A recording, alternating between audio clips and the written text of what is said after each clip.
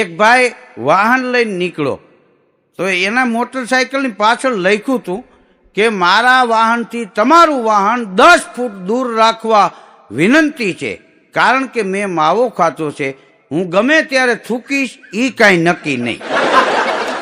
આને કોણ સમજાવે? પણ આમ તો હેલ્મેટનો કાયદો શું કામ આવ્યો કે પાઘડી બાંધતા માણસ બંધ થઈ ગયા ને એટલે હેલ્મેટનો કાયદો આવ્યો. જો પાઘડી બાંધતા હોત ને તો આજની તારીખમાં હેલ્મેટનો કાયદો ન આવત. શું કામ? વળવાળી પાઘડી બાંધતા, આટિયાળી પાઘડી બાંધતા.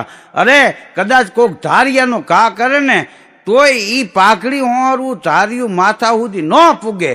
કોઈ કદાચ પથ્થરનો ઘા કરે અને ફરફરતો પાણો મારે ને તોય એ પાઘડીમાં જ લાગે, માથામાં અસર ન કરે. આ પાઘડી બાંધવાનું બંધ કર્યું ને એટલે આ હેલ્મેટનો કાયદો સરકારને લેવો પડ્યો. કારણ કે પાઘડીવાળા પાઘડી જીવા પણ આઘડી અમર નામ મરજીવા પાઘડીવાળા. પાઘડી અને સાફો બેયમાં તફાવત એટલો છે કે સાફો પ્રતિષ્ઠાનું પ્રતીક છે, ત્યારે પાઘડી એ તો વટનું પ્રતીક છે. હમણાં એક જગ્યાએ હું કાર્યક્રમમાં ગયો અને ગાડીમાંથી નીચે ઉતર્યો ને 4 જણા ઊભા હતા.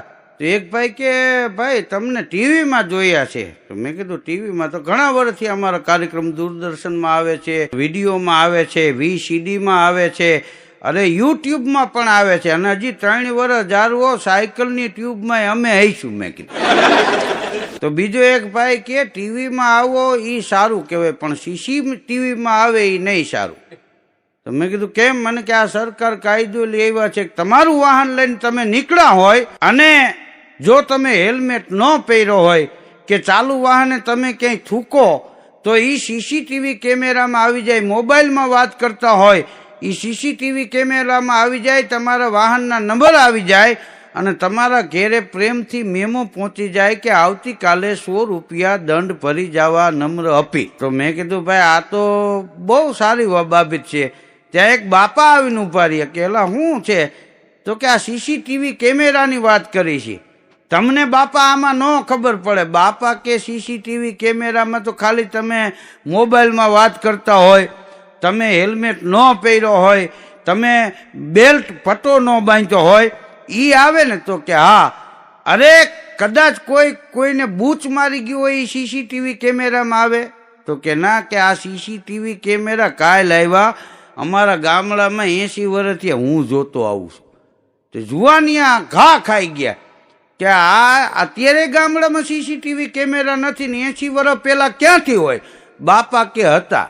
કેમ? કે આ નોનિયું ડોહલા બેઠા હોય ને જે બજારમાં બસ ડેપોએ પાણી શેરડે એ બધા CCTV કેમેરા જ કહેવાય. કે વૈશ્રામભાઈની ઘીરે આનો આ મહેમાન વરસમાં 11 વાર આવ્યો હોય, વૈશ્રામભાઈ ન ખબર હોય, ડોહલાને ખબર હોય.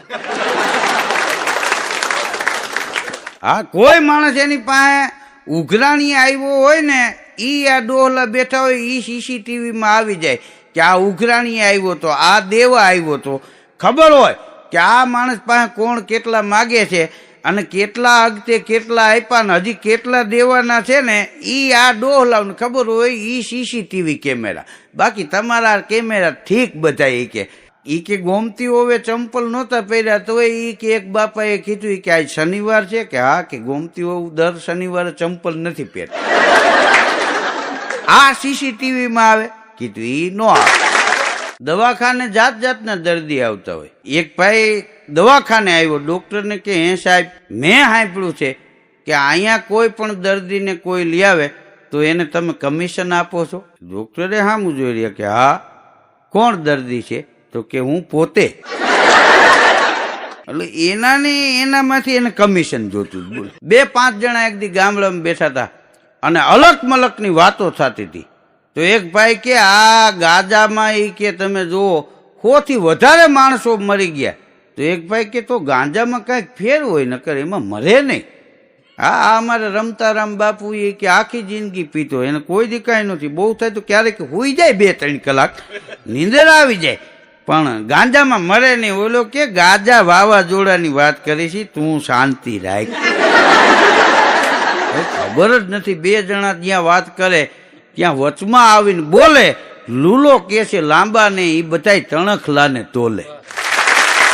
એક ભાઈ કે આ ચાલુ વાહને તમે થૂકો તોય દંડ ભરવો પડે ને? તો કે હા.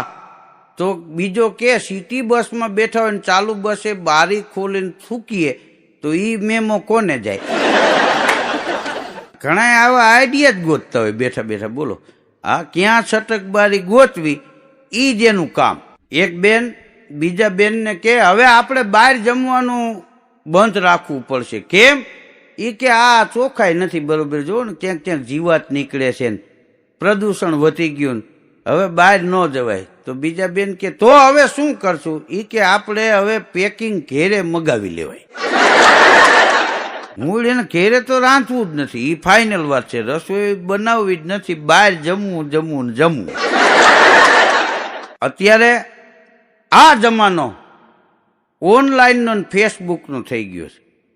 હા, તો એક બાપાએ પૂછ્યું જુવાનને કે આ ફેસબુક એટલે શું? તો જુવાન કે જે તમે મોબાઈલમાં જોવો, જે ચહેરો તમને ગમે, જે ફેસ તમને ગમે એને બુક કરી લેવો, એને ફેસબુક કહેવાય. હા, એક છોકરીને તો રોંગ નંબર એક દી હવારમાં લાગી ગયો. પેલા આપણે કોઈ માણસ સામો મળે તો રામ રામ બોલતા, જય શ્રી કૃષ્ણ બોલતા, જય માતાજી બોલતા, જય મહાદેવ બોલતા. પણ હવેના યુગના દીકરા દીકરીઓ છે ને એ કોઈને ફોન કરે કે હામાં મળે તો હાય બાય હા એવું જ બોલતા હોય. એક બાપા કે આ કોકની હાય ખાઈ જાય. એક છોકરીએ ફોન કર્યો ને તો રોંગ નંબરમાં ગયો, સામે એક છોકરો બોલ્યો. છોકરી કે હાય, છોકરો કે હાય. પછી છોકરીએ પૂછ્યું કે તમે ગરીબ નથી ને, શ્રીમંત છો ને, પૈસે ટકે ગાડી બંગલા ને બધું સારું છે ને? તો ઓલો છોકરો કે વાત કરવામાં રૂપિયાની શું જરૂર છે? છોકરી કે હું ગરીબની હાય નથી લેતી. હા, હવાર હવારમાં આવા લુખાવની હાયું લઈને અમારે ક્યાં જવું? ગાડી બંગલા રૂપિયા બધું હોય તો હાય. બે મિત્રો બેઠા હતા અને વાતો કરતા હતા. એ કે યાર હવે આપણે ક્યાં આમાં ધક્કા ધૂકી ખાવા જેવું છે? જે કાંઈ જોઈ ઓનલાઈન મળી જાય. તમારે સેન્ટ જોતું હોય મગાવો ઓનલાઈનમાં મળી જાય. તમારે દવા જોતી હોય મગાવો ઓનલાઈનમાં મળી જાય. તો એક ભાઈ બેઠા બેઠા કે આ બધું ઓનલાઈન થયું પણ કોકને મારવું હોય કે માથાકૂટ કરવી હોય તો રૂબરૂ જવું પડે. એ જો ઓનલાઈન થઈ જાય ને તો આ ધક્કા ન ખાવા પડે. કેમ? તો કે એક ભાઈને મારવા હું 10 દિવસે ધક્કા ખાઉં છું, એ ઘીરે જ ન હોય. અને ઓનલાઈન હોય તો ન્યા પાળી તો દઈએ, કામ પતે, ખોટા પેટ્રોલ ન બગડે. આ હથિયાર હંતાળીને જવાનું. એક ભાઈ ડોક્ટરને તબિયત બતાવવા ગયો એટલે તબિયત જોઈ અને સાહેબે એને દવા લખી દીધી. તો હાલતા હાલતા એ દર્દીએ ડોક્ટર સાહેબને પૂછ્યું કે હે સાહેબ આ દવા કેવી રીતે લેવાની? ડોક્ટર કે ઈ રોકડેથી લેવાની. અને નીચે મારો જ મેડિકલ સ્ટોર છે ત્યાંથી જ લેવાની, બીજેથી નહીં મળે, આપ જઈ શકો છો. એક ભાઈના બાપુજીને દવાખાને દાખલ કર્યા. તો એક દિવસ ને એક રાત થઈ. બીજો દિવસ ઉગ્યો ને તો એ ભાઈની પત્નીએ ફોન કર્યો કે હું ને આપણો બાપુજીની તબિયત પૂછવા આવીએ છીએ, ખબર અંતર પૂછી જાય. તો કે કાંઈ વાંધો નહીં, આવો. તો એ ભાઈની પત્ની અને એનો બાબો બે ખબર પૂછવા ગયા. તો દવાખાનામાં જઈને જોયું ને તો બાપાને નાકમાં બધે નળિયું ચડાવેલી. તે છોકરો નળિયું જોઈને એના મમ્મીને કહે કે આ દાદાને તો ચાર્જિંગમાં મૂક્યા લાગે. એક ભાઈની ઘરવાળી ગુજરી ગઈ. તો માણસો લોકાઈ આવતા હતા. એમાં એનો મિત્ર આવ્યો અને આવીને બેઠો, આશ્વાસન આપ્યું અને પૂછ્યું એ કે આ ભાભીને અચાનક આ શું થઈ ગયું? કાંઈ બીમાર તો હતા નહીં, નકર તો આપણે 2 દી પહેલા જ ફોનમાં વાત થઈ હતી. તો કે ના ભાઈ એવું કાંઈ નહોતું. તો એ કે અમે બેઠા હતા સાંજે બહાર ખુરશી નાખીને, તો મને કે તમારે ઠંડુ પીવું છે? તો મેં કીધું હા, તારા માટે ચા બનાવી, મને ઠંડુ આપ. તો કે મને ઠંડુ બનાવીને એને ગ્લાસ આપ્યો, એના માટે એને ચા બનાવી, કપ લઈ અને ચા પીવા બેઠી. હું ઠંડુ પીતો તો, એ ચા પીતા હતા. તો મારે બરોબર ઠંડુ પીવાઈ ગયું, મેં આમ ગ્લાસ મૂક્યો અને કે તમારા ભાભીને ચા પીવાઈ ગયો, આમ કપ મૂકવા ઊભા થયા, કપ મૂકી અને એ હાલી ન થઈ ગયા, ન્યા તરત ને તરત પડી ગયા અને એનો જીવ નીકળી ગયો. તો એનો મિત્ર કે ઈ માયલી ચા પડીશ થોડીક? તો હું લેતો જાઉં ભાઈ કે મારે કામ પતે. હા મૂળ ઈ ઘેરથી ગળે આવી ગયેલો. ધરતીનો છેડો ઘર છે, માણસ દોડી દોડીને થાક્યો હોય ને ઘેરે આવે ને થાક ઉતરી જાય, પણ ઘેરે થાક્યા ને એને ઉગરવાનો આરો નથી. કોર્ટમાં સરકારી વકીલે એક બેનને પૂછ્યું કે બેન તમારા પતિનું મૃત્યુ કેવી રીતે થયું? તો એ બેન કે ઝેરી દવા પીવાથી. તો કે આ પોસ્ટમોર્ટમ રિપોર્ટમાં તો એમ બતાવે છે કે એને કાંઈક ઈજા થઈ છે. તો કે ઈ ઝેર પીવાની ના પાડતા હતા. ધબધબાવીને પાઈ દીધી એમ નથી કેતા. એક જાડા બેન ડોક્ટર પાસે ગયા અને કે હું ગયા મહિને અહીંયા આવી હતી, તમારે ત્યાંથી દવા લઈ ગઈ અને તમે કહેતા હતા કે હાલવાથી રમવાથી વજન ઓછું થઈ જાય. તો મારું વજન તો હજી એટલું ને એટલું છે. તો કે તમે હાલો છો? કે હા દરરોજ હાલું. તમે રમો છો? કે હા દરરોજ રમું છું. તો કે તમે કઈ રમત રમો છો? તો કે હું તો 3 પત્તી રમું સાહેબ.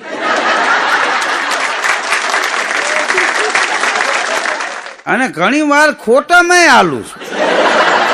હવે સાહેબને એમ કે કોઈ હુડો રમતા હોય, કોઈ રાસ રમતા હોય, કોઈ ટીટોળો રમતા હોય, કોઈ દાંડિયા રાસ રમતા હોય, એવું રમતા છે ને સવારમાં વોકિંગમાં હાલતા છે. પણ આ ઈ માયલી એકે રમત નહોતા રમતા, 3 પત્તી રમતા હતા. હા અને ખોટામાં હાલતા હતા. હા ખાલી એકો રાજા હોય ને તો સામે કોકને રોન મુકાવી દે. હા એવી તો હાયલું કરે. એક ભાઈ 4 મહિને એના મિત્રના ઘેરે ગયો કે કુરજીભાઈ ને ત્યાં. કુરજીભાઈ કે અરે આવ ભકાઈ કે 4 મહિના થયા કે તું દેખાણો જ નથી, ક્યાં એવા કામ ધંધે ચડી ગયો છે કે નકર અઠવાડિયામાં એકાદો તારો આંટો હોય. ત્યાં તો કુરજીભાઈના બા આવી ગયા. અરે ભકા આવી કે હા મારા કુરજીની વાત સાચી છે, હું એમ કરતી હતી કે ભકલો હમણાં કેમ દેખાણો નહીં? આ ક્યાંય હું દુબઈ વયો ગયો છે નોકરી કરવા, કે અમદાવાદ સુરત કે મુંબઈ કલકત્તા દિલ્હી વયો ગયો છે? તો કે ના ના એવું નહોતું. તો બેટા કેમ? ઈ કે ભકલા તું 4 મહિના થયા દેખાણો નહીં, આજથી જ દેખાણો. શ્રાવણ મહિનો બેઠો ને ત્યારથી મેં તને જોયો નથી. આ દિવાળી વહી ગઈ, 11 આવી, તે દી તું ઠેઠ આજ મળ્યો. તો ભકલો શું કહે છે કે ગયા પવિત્ર શ્રાવણ માસમાં શકુની વૃત્તિવશ થઈ અને કૌરવ પાંડવ ધર્મ કર્મ અનુસરણમાં હું મગ્ન હતો.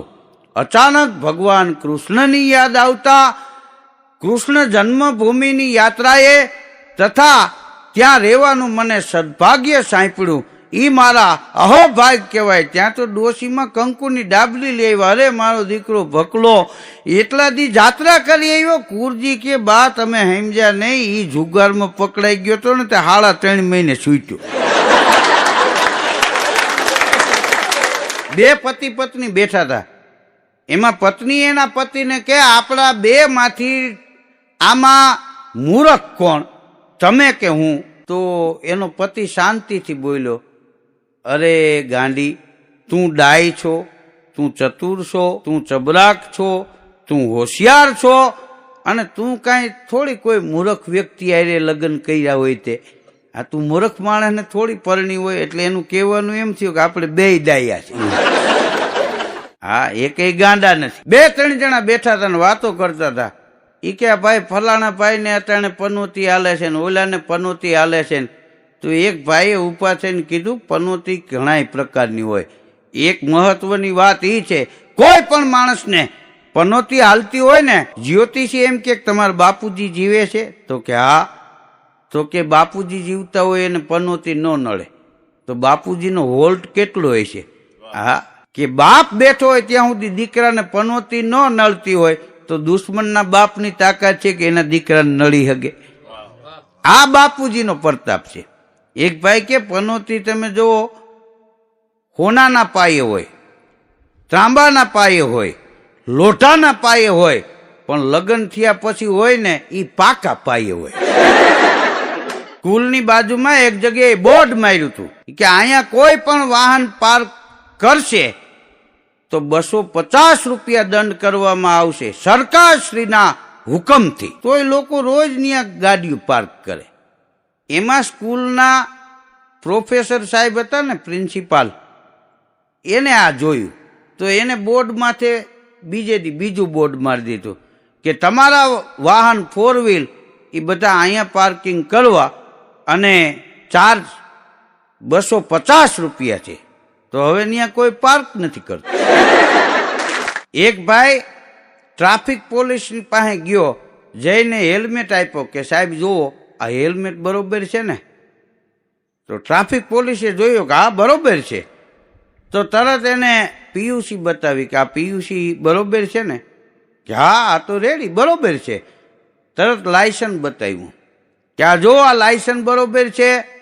તો કે હા લાયસન્સ બરોબર, બધું બરોબર છે. તમારું 2 વ્હીલ ક્યાં? તો કે એ તો ઘેરે પડ્યું છે.